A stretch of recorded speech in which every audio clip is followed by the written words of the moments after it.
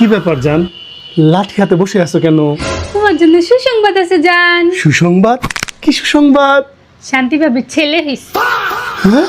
কি সুসংবাদ বোঝো না ভাইয়া, তোমার তো বাচ্চা হইছে।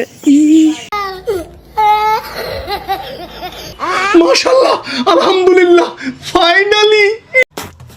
এটা তো আসলেই বড় সুসংবাদ শোনা। জান, শান্তি ভাবির ছেলের চেহারা হুবহু তোমার মতো হইছে। বোঝো না এই ব্যাপারটা? ওই যে বৃষ্টির দিনে পোটাক বেচতে গেছিলা, পোটাক, ওই পোটাকে কামড়ে গেছে গা ভাইয়া।